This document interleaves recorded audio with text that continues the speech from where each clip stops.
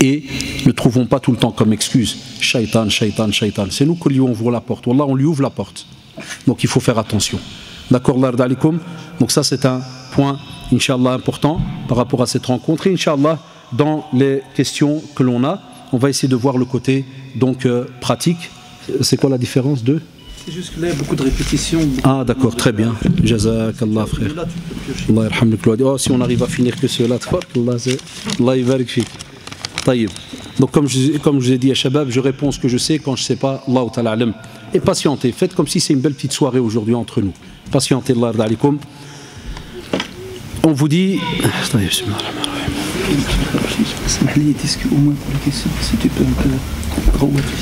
Allah, ils m'ont tué à Zahbissi à force de crier. Je vais continuer à crier, Inch'Allah. Alors redonnez-moi du sucre, il y avait une bouteille ici sucrée. Ah ouais, parce que Pshao les vitamines. Bismillah. Allah yabarak fik. Allah yarda alik. Bismillah.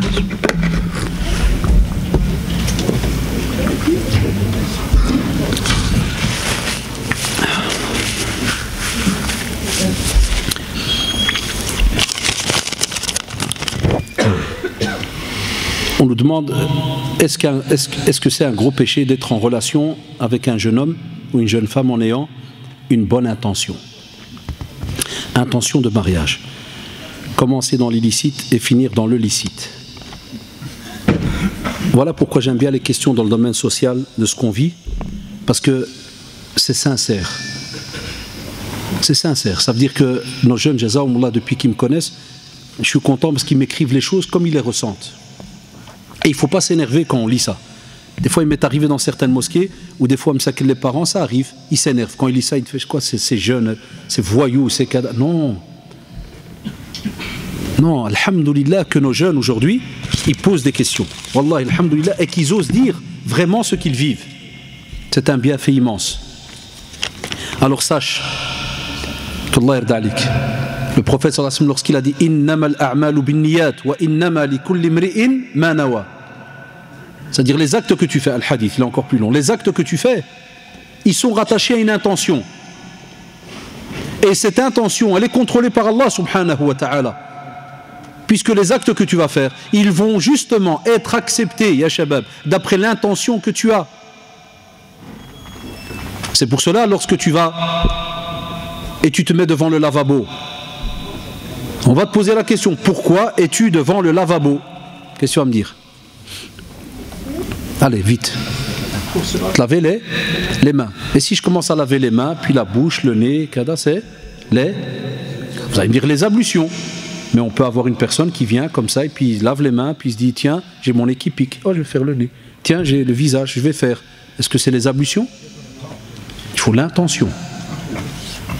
Donc, Allah yarda alik, il y a le frère, il y a la sœur. Ne dis pas l'intention, mais tu la rattaches à un acte qui est illicite. Pourquoi? Parce que l'acte illicite, ce n'est pas nous qui décidons, ce n'est pas les êtres humains. Le prophète sallallahu alayhi wa sallam, c'est lui qui l'a dit. Sallallahu alayhi wa sallam, lorsque dans le hadith de Nu'man ibn Bashir, radiallahu anhu, il te dit al-halal bayyin wal-haram bayyin. Et entre les deux, umur mushtabihat. Ça veut dire le licite, il est apparent, et l'illicite, il est apparent. Et entre les deux, il y a des sujets à confusion. On ne sait pas. Celui qui, subhanallah, aura délaissé les sujets à confusion, quoi qu'il arrive, il va protéger. Il aura mis un bouclier par rapport à sa religion et par rapport à l'ird, ce qu'on pourrait appeler, pas la fierté de l'être humain, mais comment on appelle un autre mot? L'honneur, afwan, voilà, c'est là que je cherchais. L'honneur, son honneur. Il n'est pas bafoué, il est protégé. Et le prophète sallallahu alayhi wa sallam va donner un exemple de ceux qui jouent avec ça. Dans le même hadith, il va dire, comme le berger qui vient avec des moutons, mais il va paître, il va apporter les moutons à manger où ça? À côté de la terre du roi. Hima, il arrive devant la terre du roi. Et qu'est-ce qu'il fait? Il laisse les moutons s'approcher de la frontière. Et il sait très bien que dans 1 mètre, c'est la terre du roi. Et tu ne peux pas manger dans la terre du roi. Donc si ton mouton, il mange dans la terre du roi, et qu'on coupe la tête de ton mouton, tu vas te plaindre. Pourquoi? Parce que tu vas me dire, c'est normal, il ne fallait pas aller manger près de la terre du mouton. C'est vrai ou pas? Eh bien, dans la religion, c'est la même chose. Par rapport au haram et au halal, si tu joues avec le haram et tu t'approches du haram, ne t'étonne pas que ça va se finir mal. C'est pour ça, Allah alaykoum, pour cette question, on n'a pas ça en islam. C'est-à-dire de discuter dans le haram avec une intention future qui est le bien. Non, commence par ton intention future qui est le bien et ne discute pas alors dans le haram. Fais l'équation inverse. Ça, c'est la sunna. Et reste dans ta chasteté et dans ta fierté pour aller encore plus loin. Premièrement, Allah subhanahu wa ta'ala va t'aider. Et deuxièmement, les jeunes, vous savez quoi? Deuxièmement, plus tard, tu vas oublier un détail. Tu sais c'est lequel? Et il nous fait peur ce détail-là quand on l'entend dans les doros, dans les conférences. Premièrement, écoutez-moi bien. Quand un homme il se joue des femmes, écoutez bien, quand un homme se joue des femmes, on a peur qu'un jour, soit quelqu'un va se jouer de sa femme ou de sa fille. Wallahi. Faites attention, il y a les jeunes qui s'amusent avec les filles. Satan, la'anahullah, va te faire oublier plein de dossiers. Il va te rappeler que le plaisir. Mais un jour, tu auras une fille. Et quand tu apprendras, et entre nous, si tu apprends, parce que ce dernier temps, c'est tellement, mashallah, tellement sophistiqué qu'il y a des parents qui peuvent vivre sur un nuage pendant des années. Ils croient que tout est bien. Et c'est notre métier qui nous a appris le contraire. Vous savez combien je me suis occupé de cas d'avortement? On a de l'avortement dans la communauté. Wallahi. On a de l'avortement. Quand j'étais au centre islamique, j'avais minimum une fois par semaine des filles qui venaient, voilées ou pas voilées. Arrêtez de faire le film en tête, ouais, parce qu'elle est voilée, parce qu'elle n'est pas. C'est un être humain, point barre. Vous savez combien? Minimum une fois par semaine, j'avais une fille qui venait en face de moi. Je dois avorter, je suis dans une relation haram avec un collègue ou bien avec un ami à l'école ou bien. Wallahi, chaque semaine. Et il n'y a même pas quelques semaines, des amis, à cause d'un problème qu'ils ont eu, ils racontent, ils ont été à un planning familial. Je ne vais pas donner plus de détails. Ils ont été, vous savez, le planning familial qui s'occupe des femmes et des filles qui ont des problèmes. Quand ils ont été à ce planning, ils ont juré, ils ont dit Wallahi, les 2/3 de la salle, que des filles musulmanes. Tartaq. Et la plupart, l'avortement. Wallahi al-adim ya shabab. Et moi ça ne m'étonne pas. Moi dans mon métier de da'wa, ça ne m'étonne pas. Je reçois tout le temps des mails de demandes qu'ils veulent se repentir. Est-ce qu'Allah accepte mon repentir? Est-ce que Allah kada? Vous savez combien?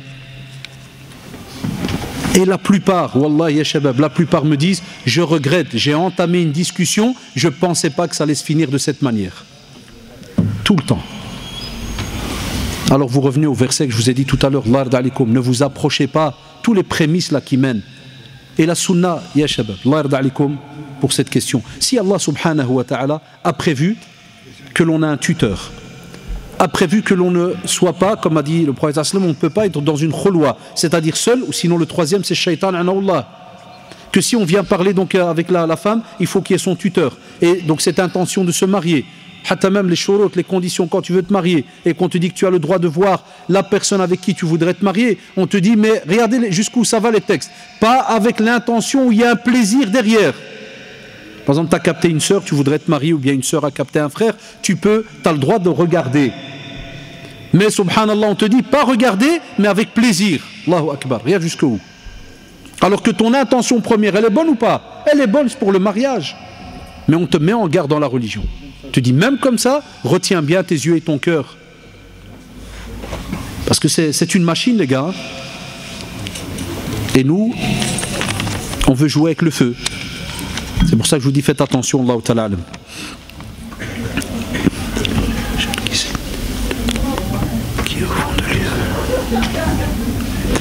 Regardez tout, alhamdoulilah, c'est un peu la définition qu'on a donnée. Quelqu'un dit voilà, on peut avoir donc un jeune ou une jeune qui s'est détourné de la prière et qui au fond de lui veut la reprendre, mais à chaque fois, Shaitan l'en empêche. Vous voyez, Shaitan l'en empêche. Anna, je suis dur dans ces questions-là, entre guillemets. Est-ce que tu as déjà vu quelqu'un qui marche en rue comme ça? Et tu dis où tu vas? Et tu fais je vais en discothèque. Ah, alhamdoulilah, tire. Tu fais pourquoi? Il y a Shaitan qui me tire, je suis enchaîné, vite. Dites-moi, il y en a déjà eu? Il n'y a pas.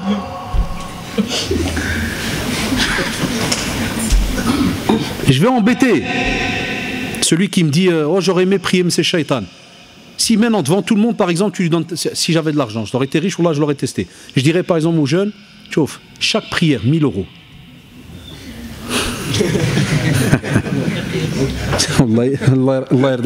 C'est ce qu'il a dit le frère. Il va dire, il y a moyen de faire la prière de la nuit. Tu me rajoutes 500. On arrondit, hein, ça fait... Hein? Wallah, jackpot, un petit 5000 comme ça. Non, qu'on soit honnête, c'est vrai ou pas? Il faut faire attention les amis, wallah, faites attention les arguments qu'on apporte. Faites attention à ces arguments, c'est des faux arguments. Tu as l'impression, cher frère, que soi-disant shaitan t'en empêche.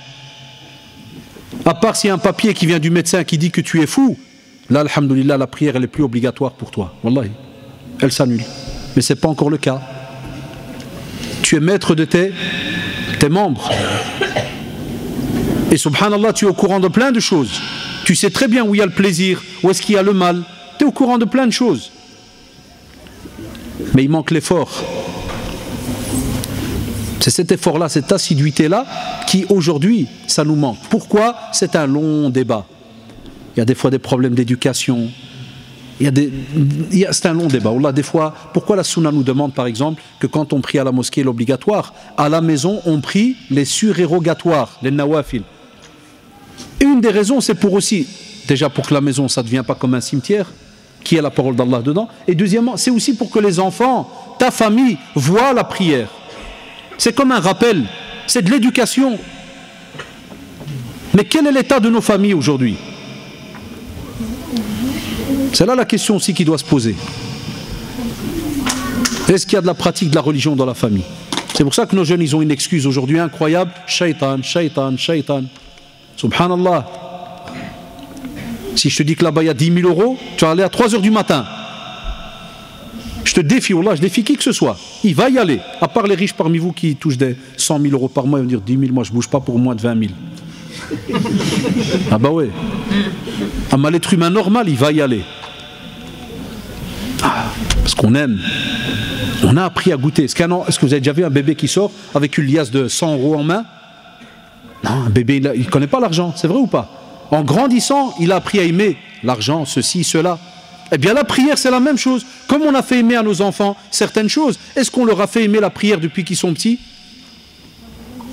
Donc peut-être que ce frère, il souffre pour du vrai, parce qu'il n'a pas eu cet entraînement. Et il se peut que son père il puisse lever la main et dire non. Si jamais il reconnaît son fils, il va me dire non. Il a toujours vu la prière à la maison, ceci, cela. Donc on revient et on refait la boucle. C'est toi qui es responsable de tes actions. Et tu ne peux pas venir et t'asseoir et me dire non, c'est shaitan. Pour rigoler vite fait. Hein. Est-ce qu'à l'école, par exemple, t'imagines, tu as contrôle, examen de mathématiques, puis tu fais 0, puis quand le prof il te fait Abdel, 0, c'est Satan, monsieur. Je vous assure, hein, moi, si c'était moi, hein, 9 sur 10 direct, hein, mais Satan, il ne veut pas. Voilà, je vous remets ma copie. Qu'est-ce que vous allez dire? De nouveau, c'est un? Ah, regarde, on est très malin. On sait très bien quand l'être humain il est normal, quand il n'est pas normal. Mais c'est incroyable. Dès qu'il s'agit de religion, vous avez remarqué, on essaye de trouver 36 000 excuses. Eh bien, naturellement, c'est vrai. Pour certains sujets, il peut y avoir des excuses. Et vous avez remarqué, même pour cette question, j'ai dit, il se peut que les parents n'ont pas donné de prière. Il se peut. Mais même comme ça, wallahi, devant Allah subhanahu wa ta'ala, je suis obligé de te dire, enlève-moi cette excuse qui est shaitan. Tu dois l'enlever. Tu es musulman, lève-toi et prie. C'est ton bénéfice. Et n'oublie pas qu'Allah subhanahu wa ta'ala te dit Waylun lil musallin. Allahu akbar. Waylun lil musallin. Alladhina hum an salatihim sahun. Ça veut dire même ceux qui prient, ils ne sont pas encore sortis de l'histoire. Parce que s'ils prient et ils délaissent comme ça, ils retardent dans le vide, Allah subhanahu wa ta'ala les attend le jour du jugement dernier avec un châtiment, un genre de rivière, Wayl, comme il est mis dans certaines traductions. Genre de rivière qui sera un châtiment de feu pour ceux qui retardent la prière dans le vide. D'où il prie. Allahu akbar. C'est ça que tu dois te rappeler, tous ces textes-là. Et écoute des conférences. Fais des rappels des fois qui réveillent. J'avais fait un CD sur, je crois, prie avant qu'on prie sur toi, si je ne me trompe pas. Et il y a d'autres frères qui ont fait des conférences. Et tu les écoutes. Ça, c'est des sujets qui donnent des tartes et qui réveillent au fur et à mesure. Allah ta'ala alam.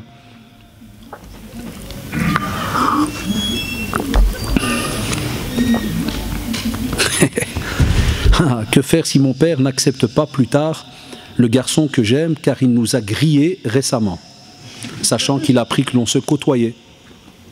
Alhamdoulilah, tout ce que je vous raconte, vous avez maintenant les preuves en pratique. C'est comme le petit bébé là. Tu vois le four, quand il est chaud. Tu dis au bébé, tu dis pas t'approcher, foufou. Tu vois, chez nous les Maghrébins, on dit foufou. En Afrique, je sais pas comment ils disent. Comment vous dites quand c'est chaud? Non, comme nous, foufou. Par exemple, c'est chaud. Et le bébé, tu veux qu'il l'approche pas. Qu'est-ce que tu lui dis? Comment? Rouli. Tu lui dis rouli. Et le type, il regarde, il dit, que c'est vrai ou pas? Et wallah, il est petit, il comprend rouli. Foufou. Regardez comment il s'adapte. Allahu Akbar, l'être humain, une machine, subhanallah. Mais une machine, bon exemple du terme, hein, ça veut dire tabarakallah, incroyable. Et, écoutez-moi bien, pour ça, on n'a pas continué alors après avec l'éducation. Ou le même foufou et houli, tu dois lui dire aussi dans le domaine des relations. Parce que nous, des fois, on a peur du regard de l'être humain sur terre. Et le regard d'Allah subhanahu wa ta'ala sur toi, qu'est-ce que tu en fais? Fallah alaikum, il y a la sœur et le frère, repentez-vous. Ne vous côtoyez pas, soyez sincères, invoquez Allah subhanahu wa ta'ala, celui qui vous a dit Ud'ouni astajib lakum, invoquez-moi et j'exaucerai vos demandes, en étant sincère. Et deuxièmement, Allah subhanahu wa ta'ala te dit Wa man yattaqillah yaj'al lahu makhrajan, celui qui craint Allah subhanahu wa ta'ala comme il se doit, Allah subhanahu wa ta'ala lui trouve une issue à ses problèmes. Et je termine, parce que là il y a encore une dernière réponse à donner.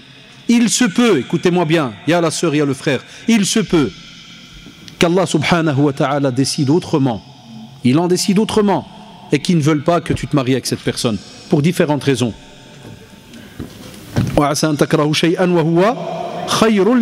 Des fois tu peux détester une situation, mais wallah il y a un bien derrière. Allah subhanahu wa ta'ala te réserve un bien, alors patiente, freine. D'accord, Allah alaikum, wallahu ta'ala alam. Est-ce qu'on peut prier alors que l'on est maquillé? S'il est arrivé, vous êtes maquillé, ça n'annule pas la prière. Ça, les fatawa, que ce soit Cheikh Al-Uthaymin, Cheikh Ben Baz, encore dernièrement, je les lisais, ça n'annule pas. Mais ce n'est pas la base dans la prière. Attention. Ça veut dire, ça, c'est plus, je rajoute virgule, c'est pas qu'on vient, on se maquille, puis on va prier. Non, ça, on n'a pas dans la sunna. Mais si jamais il arrive que des sœurs ont été à un mariage, elles étaient déjà maquillées, et que c'est l'heure de prier, il y a des sœurs qui regroupent 3 prières. Quand non, j'étais maquillée, je ne peux pas prier. Non. Vous allez dans le local là où il y a en général la ziyana qui maquille donc la mariée haute, et à ce moment-là, tu prends un coin et tu fais ta prière.